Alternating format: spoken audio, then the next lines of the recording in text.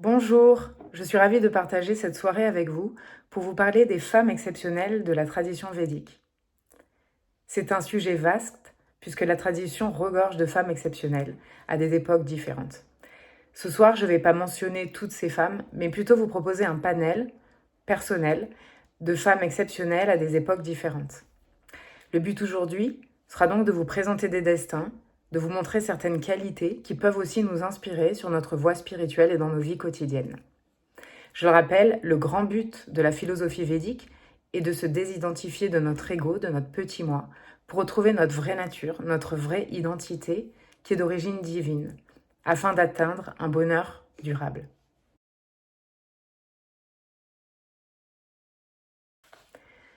Je souhaitais en introduction vous parler d'un concept fondamental de la tradition védique. Le concept de Shiva Shakti apparaît dans les Védas, les grandes écritures de l'Inde et les Upanishads et les Puranas. Et vous allez voir qu'on va en reparler tout au long de cette conférence. Shiva, c'est le principe masculin, la conscience, l'aspect immuable et stable. Shakti, c'est la force divine féminine, la puissance primordiale et créatrice présente dans tout l'univers. Elle est vue comme l'énergie qui anime tout ce qui est, et de la nature aux actions humaines. Sans Shakti, Shiva reste passif, et c'est par elle que tout prend vie. Il y a donc un équilibre entre la conscience et l'énergie qui permet la création et le mouvement de l'univers. Ils forment tous les deux une danse cosmique infinie où l'un ne peut exister sans l'autre. Shakti est la puissance qui réside dans chaque être. Elle est l'énergie qui anime le monde, sans laquelle Brahman demeure immobile. Je suis la forme apparente du principe ultime, le Brahman. De moi sont issus la nature et l'âme indivisible qui constitue l'univers. Dans la tradition védique, la Shakti s'incarne et se personnifie sous la forme des différentes déesses du panthéon hindou. Dans le Devi Mahatmya, on parle de Devi, personnification concrète de la Shakti qui revêt plusieurs formes, Gayatri, Lakshmi, Durga, Kali, Sarasvati et bien d'autres encore. Elle peut revêtir une forme guerrière pour triompher du mal en tant que Durga par exemple, ou avoir des formes plus douces, signes d'abondance et de prospérité sous les formes de Lakshmi. En résumé de cette introduction, le principe de Shiva Shakti parle de l'équilibre entre la conscience et l'énergie qui permet la création de l'univers, plus que comme un clivage masculin-féminin. On peut aussi ramener ce principe comme une réalité présente en chacun de nous, où notre capacité d'action et de mise en mouvement doit s'allier à notre conscience. Shakti symbolise la puissance créatrice, et ses personnifications, sous les traits des nombreuses déesses qu'on vient de mentionner, rappellent les qualités féminines qu'on peut tous développer en nous.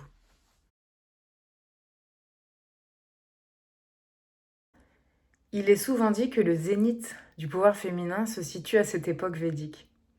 Les femmes étaient instruites, elles étaient des guerrières et avaient un large éventail d'activités. Les rishikas, les femmes rishis, telles que Lopamudra, Gosha, Vishvara, marquent cette époque. Deux femmes exceptionnelles apparaissent dans les Upanishads, où elles sont égales à leur père en sagesse. Il s'agit de Gargi et de Maitreyi, philosophes et sages védiques. La grande contribution de Gargi, c'est un bras de fer métaphysique avec le grand sage Yajnavalkya, lors d'un congrès philosophique organisé par le roi Janaka, qui voulait identifier celui qui possédait la plus grande connaissance du Brahman. L'échange entre Gargi et le sage est de loin le plus subtil, car il portait sur la trame le substrat ultime de la réalité, et il abordait les questions du statut éternel de l'âme. Gargi commence en questionnant le sage, ce qui donne cohésion à l'eau, à l'air, au soleil, à la lune, aux étoiles et aux dieux. Ô Yajnavalkya, ce qui est au-dessus du ciel, ce qui est sous la terre, ce qui est entre les deux, le ciel et la terre, ce que les gens appellent le passé, le présent et l'avenir. À travers quoi sont tissées la chaîne et la trame de cela ? En d'autres termes, elle cherche à comprendre jusqu'où va la réalité ultime, ce qui montre sa profondeur philosophique, son esprit critique et sa quête de vérité. Maitreyi, qui est l'épouse de ce sage, va elle aussi questionner son mari sur l'immortalité et la nature de l'âme. Si par richesse je vis longtemps, Est-ce que cela me rendra immortel? Si l'amour et le désir pour toi, ô mon époux, ne me donnent pas l'immortalité, alors je préfère comprendre par moi-même ce qui est éternel. Elles abordent un thème qui est cher au Sanatana Dharma et qui est d'actualité aujourd'hui, les illusions du corps, les illusions de la richesse, qui sont temporaires et qui ne nous apportent pas de bonheur permanent. La tradition védique dit que la connaissance de Dieu, qui est en fait la connaissance de son propre soi, de sa propre nature divine, est la seule à même de nous apporter le bonheur durable. C'est aussi nous aider à reconnaître que le but de notre existence humaine se situe au-delà des désirs, au-delà des richesses, pour aller vers notre libération intérieure.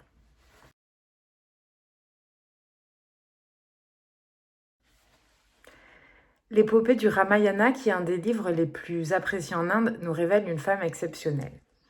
Donc, Sita, qui est princesse de Mithila, est connue pour sa beauté, sa sagesse et sa pureté. Elle est l'épouse de Rama. Et elle est la représentation de la fille, de la mère et de l'épouse idéale. En Inde, sa vie est d'ailleurs un exemple du comportement conjugal idéal. Et Vivaha Panchami est célébré cette année le 14 décembre. Il commémore son mariage qui est considéré comme le modèle du mariage parfait, fondé sur la droiture et la fidélité. Les gens allument des petites lampes dans leur maison, ils se racontent des histoires du Ramayana et ils font parfois des feux d'artifice. Quand Rama, donc, dans l'histoire du Ramayana, est condamné à l'exil pendant 14 ans dans la forêt, Sita décide de le suivre. Elle dit « Ô Rama, je suis ton épouse et je suis ton ombre. Où que tu ailles, je te suivrai, même au prix de ma vie. » Elle s'y fait enlever par l'envieux Ravana, le roi démon malveillant, qui la garde prisonnière. Elle traverse beaucoup d'épreuves pendant de nombreux mois. Malgré tout, elle reste fidèle et résiliente. Tu peux emporter mon corps, mais mon cœur appartient à Rama seul. Mon devoir est ma force, la vertu est mon refuge. Quand elle sera enfin délivrée de Ravana, certains vont douter de sa fidélité. Et pour prouver son intégrité, elle a demandé d'effectuer le rituel du feu, l'ordalie par le feu, selon lequel, si elle avait été infidèle, en pensée ou en acte envers Rama, les flammes la consumeraient. Elle a déclaré « Si mon cœur n'a jamais trahi Rama, que le feu me protège. » Évidemment, elle va se jeter dans le feu et en ressortir indemne. L'épisode suscite beaucoup de débats dans lesquels je ne rentrerai pas aujourd'hui, mais ce que j'en retiens, c'est une épreuve symbolique de vérité, une dignité et la fidélité à sa responsabilité, qu'elle soit sociale envers son royaume ou personnelle envers son mari. Autre personnage du Ramayana, Ahalya est la femme du sage Gautama. Le dieu Indra l'a convoitée depuis longtemps et tenté de la séduire. Un jour, il rentre dans l'ashram de Gautama et tente de séduire Ahalya en prenant la forme de son mari. Aveuglée par l'apparence, elle succombe et son mari qui les surprend leur jette un sort. Ahalya est alors changée en pierre et maudite à ne vivre que d'air. Comme c'était une femme pieuse, elle a fait des austérités pendant très longtemps. Un jour, alors que Rama passait par là, elle est touchée par ses pieds, qui sont le symbole du pouvoir divin, et elle est libérée de la malédiction, et elle reprend forme humaine. Rama reconnaît sa souffrance et voit au-delà de la faute apparente. Par ta grâce, ô Rama, je suis libérée de la malédiction. Je retrouve ma vraie nature, je m'incline devant toi, le plus noble des hommes. Ahalya incarne les notions de rédemption, de transformation, de pureté de cœur et d'effort. Même si elle est initialement piégée par les illusions de la vie, du corps, du monde, la Maya en sanskrit, elle peut retrouver son essence divine grâce au pouvoir des efforts, du dépassement et bien sûr de la grâce de Rama. C'est l'âme qui oublie sa vraie nature à cause de la dualité. Cela fait aussi écho à l'auteur du Ramayana, Valmiki, qui était à la base un brigand avant d'être transformé en sage par le biais de la connaissance de Dieu. En résumé, le thème de la profondeur spirituelle, comme celle de Gargi et de Maitreyi, est de nouveau abordé dans le Ramayana, avec des femmes qui dévoilent leurs qualités à travers de grosses épreuves. Et toutes les deux atteignent le but de la vie spirituelle et de la vie humaine. Pour Sita, ce sont les qualités de droiture, de force intérieure, de résilience et de dignité. Pour Ahalya, des qualités de patience, d'effort, d'humilité face à l'erreur et de renaissance. Ce qui est transposable pour nous, c'est d'apprendre à cultiver ces qualités plus nobles et sortir des épreuves comme moyen pour revenir à son véritable soi ou à une version plus grande de soi.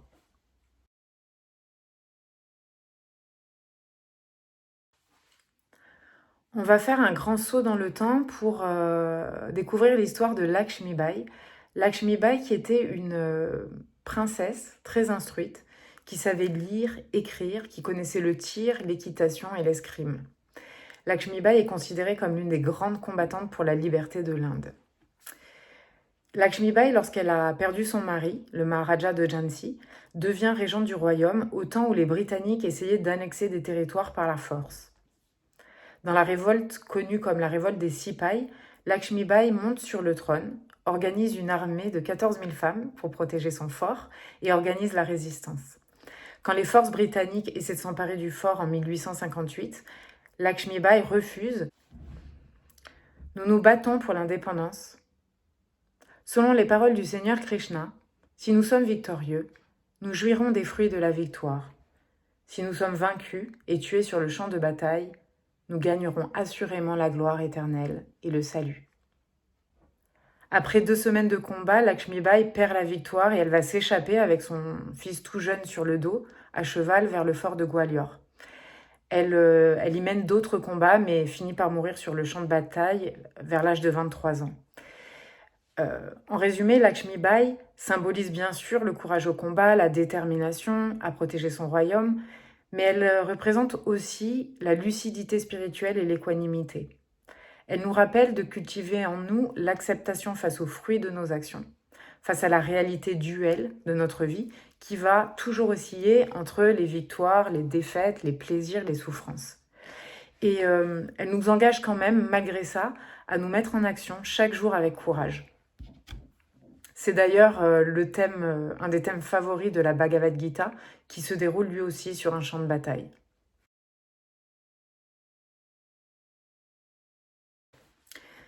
Plus tard, au XXe siècle, Sarojini Naidu est une grande figure de l'indépendance de l'Inde, poétesse et militante pour le droit des femmes. Elle parle dans ses poèmes de la nature de l'Inde, de sa culture, de son amour pour son pays et de ses traditions anciennes. Elle appelle les femmes à changer la société. Elle est convaincue que le rôle des femmes n'est pas d'être subordonnées aux hommes, mais de partager des droits et des responsabilités égaux, mais par contre entièrement différents.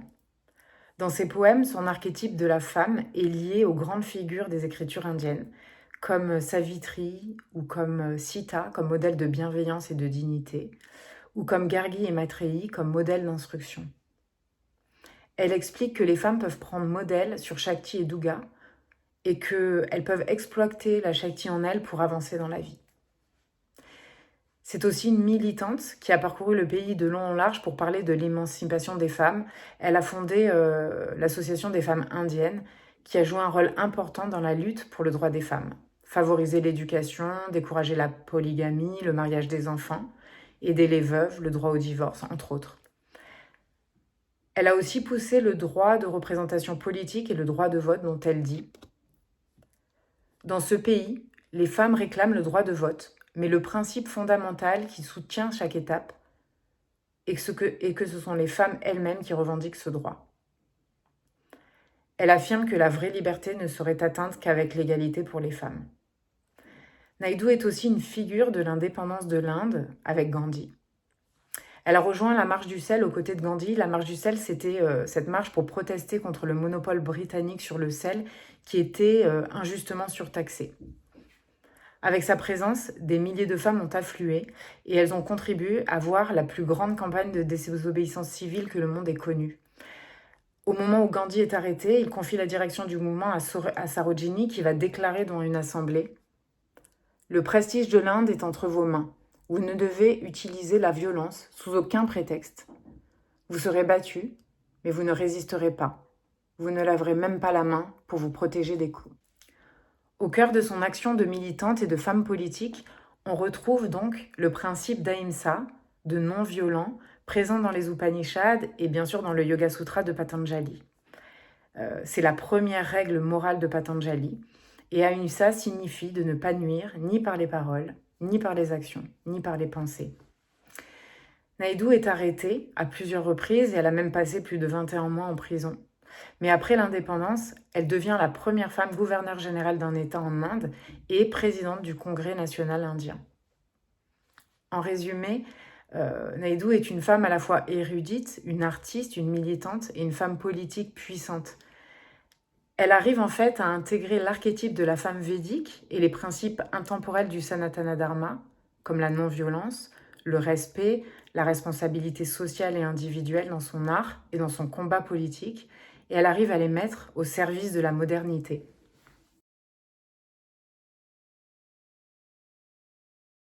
Je vais finir mon tour d'horizon en vous parlant d'Ama.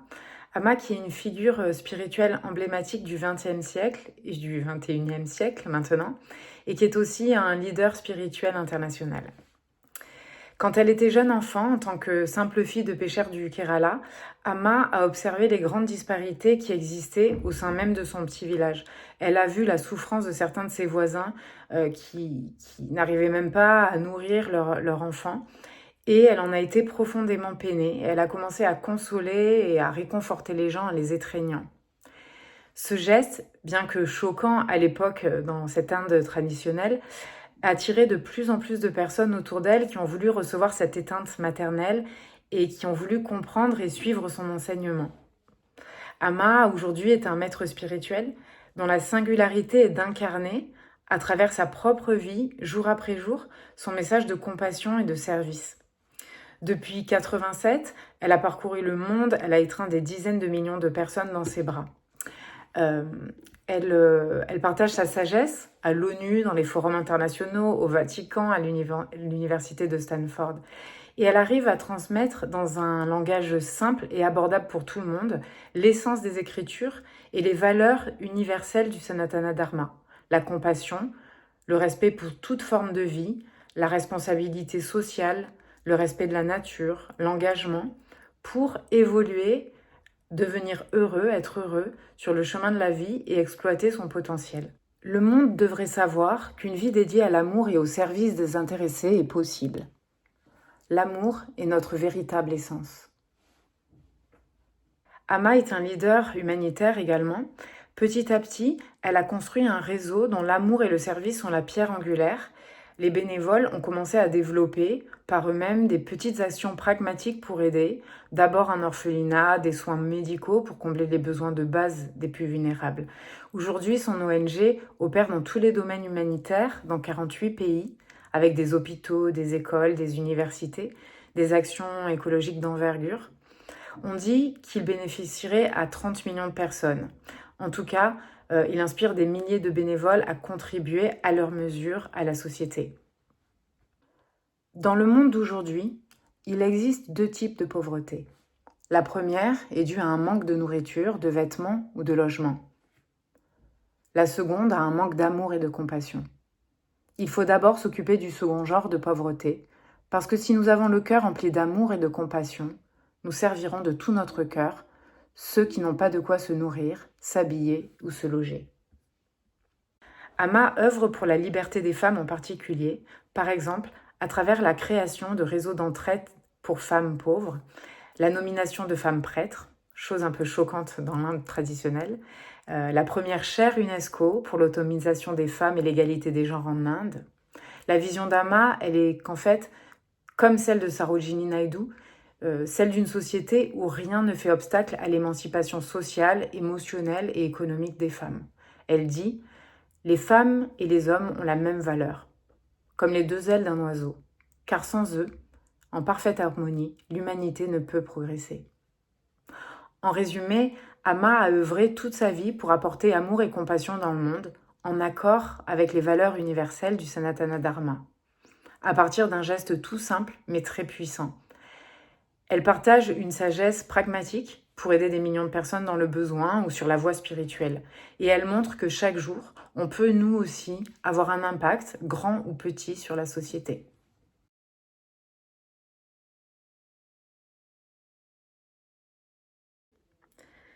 Je vous remercie de votre écoute. J'espère avoir pu vous présenter quelques portraits non exhaustifs de femmes exceptionnelles qui ont marqué la tradition védique avec des qualités de sagesse, de finesse, de dignité, de résilience, de force, d'humilité, d'intégrité et de responsabilité.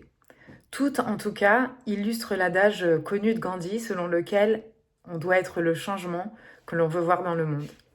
Merci.